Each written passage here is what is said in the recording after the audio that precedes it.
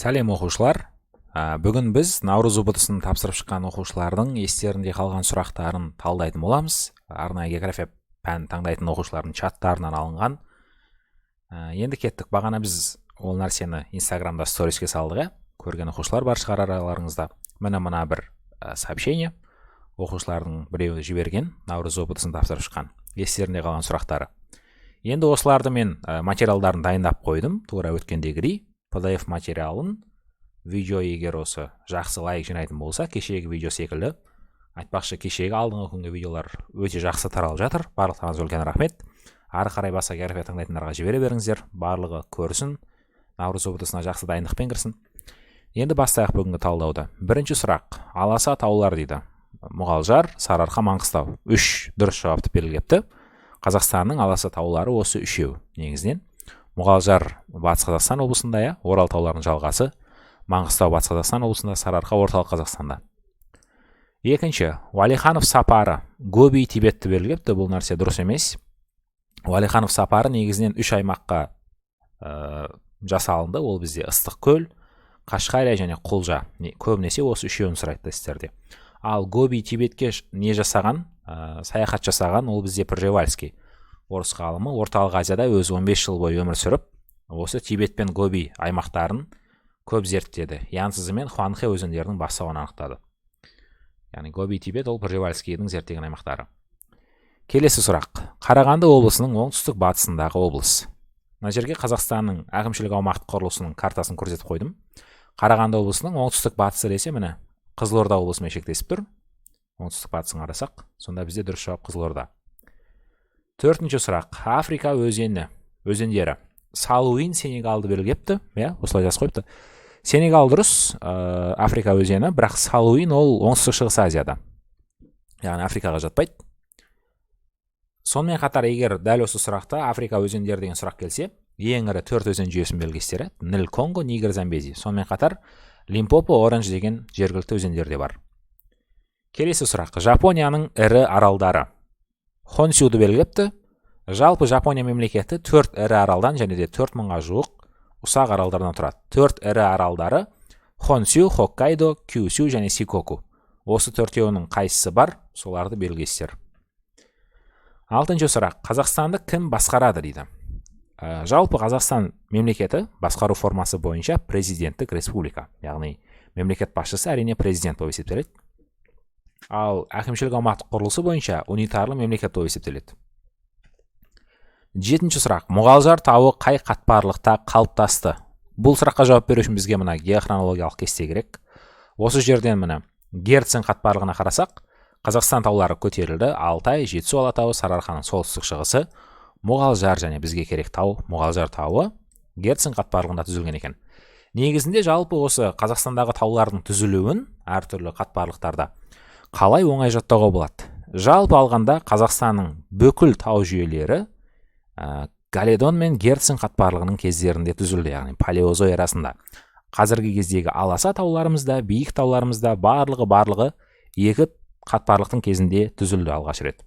Бірақ та одан кейін Кайнозой эрасында ең соңғы Альпі қатпарлығының кезінде қазіргі кездегі біздің биік тауларымыз, яғни оңтүстік шығыс мен шығыс аймақтардағы Алтай, Сауыр Тарбағатай, Тянь-Шань, Жетісу алатауы екінші рет қайта көтерілуге ұшырады. Яғни соңғы Кайнозой эрасының Альпі қатпарлығында.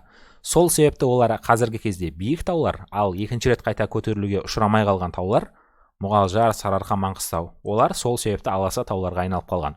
Палеозой эрасының кезінде Каледон мен Герценде бірінші түзілгеннен кейін сол күй қалып кеткендіктен ұзақ миллиондаған жылдар бойы үгілудің әсерінен аласа тауларға айналып қалған. Жалпы негізгі Қазақстанның тау жүйелері осы 3 қатпарлыққа ғана тиесілі екен. Осылай ажыратасыздар. Келесі сұрақ. Қазақстан облысы мен орталығы, который екі елмен шектесетін дейді. Келмен депті, елмен шығар енді. Шығыс Қазақстан Өскемен, Ақтөбе дейді. Менің түсінуім бойынша бұл сұрақ Қазақстанның екі мемлекетмен шектесетін облысының орталығын сұрап тұр екен. Қазақстанда жалпы ондай облыстар қанша? Бірінші соны анықтап алайық. Екі облыспен шектесетін, мына жерде дұрыс белгілеген, Шығыс Қазақстан жатады, Ақтөбе жатады. Біріншісі Шығыс Қазақстан облысы Ресеймен және Қытаймен шектеседі. Ақтөбе облысы да екі мемлекетпен шектеседі, Ресеймен және Өзбекстанмен оңтүстігінде. Сонымен қатар Маңғыстау облысы да екі мемлекетпен шектеседі, оңтүстігінде Түркменстанмен, шығыс бөлігінде Өзбекстанмен. Маңғыстау облысының орталығы Ақтау қаласы. Егер Маңғыстау облысы болса, Ақтау қаласы болса орталық ретінде, оны да белгілейсіздер. Сонымен қатар тағы қай мемлекет бар? Алматы облысы бар, және ол Алматы облысы Қытай және Қырғызстан мемлекеттерімен шектеседі. Жалпы осы 4 облыс бар екен, екі мемлекетпен қатарына шектесетін. Шығыс Қазақстан облысы, Алматы, Ақтөбе, Маңғыстау облыстары. Орталықтарын айтып кеттік. Шығыс Қазақстан орталығы Өскемен, Ақтөбе облысының орталығы Ақтөбе қаласы, Маңғыстау облысының орталығы Ақтау қаласы және де Алматы облысының орталығы Талдықорған қаласы. Көп оқушылар осы жерде шатасуы мүмкін, Алматы қаласы деп. Қазақстанда 3 қала облыстардың құрамына кірмейді. Олардың бөлек статусы бар. Олар республикалық маңызы бар қалалар. Оларға Нұр-Сұлтан, Алматы, Шымкент қалалары жатады. Осы 3 қала орналасқан облыстарда облыс орталығы басқа қалалар. Мысалға Алматы облысында ол Талдықорған, Ақмола облысында ол Көкшетау қаласы, Нұр-Сұлтан қаласы емес, және Түркістан облысында Шымкент қаласы емес, Түркістан қаласы облыс орталықтары. Және де соңғы тәуліктік амплитудаға бір есеп келді, жылдық амплитудаға бір есеп келді дейді. Енді бұл есептің де шығарылу жолдарын үйретіп кетейін, егер алдағы уақытта біреулерге келіп қалса. Жалпы амплитуда дегеніміз не? Ол дегеніміз ең жоғарғы көрсеткіш пен ең төменгі көрсеткіштің айырмасы. Мысалға, бір тәулік ішінде ең жоғарғы температура +16 болса, ал ең төменгі температура -3 болса, екеуінің айырмасы 19 градусқа тең. Яғни +16 және -3. Біреуі 0-ден төмен, біреуі 0-ден жоғары. Екеуінің айырмашылығы 19 градусқа тең. Тәуліктік амплитуда осындай. Енді бір-екі мысалын шығарып көрейік. Бірінші есепке қарайық мына жерде. Мысалға сіздерге осындай есеп келетін болса, ауаның температурасы сағат түнгі 1-де -3 градус, сағат таңғы 7-де 0 градус, сағат 13:00-де +6 және 19:00-де +4. Осы кезде орташа тәуліктік температураны және де тәуліктік амплитуданы тап дейді. Бұл кезде орташа температураны табу үшін бізге неше уақыттағы температура берілген? 4 уақыттағы температура көрсеткіштер берілген. Осы 4-еуін қосамыз да 4-ке бөлеміз. Қарапайым түрде арифметикалық ортасын табамыз. Осы бізде орташа тәуліктік температура деп аталады.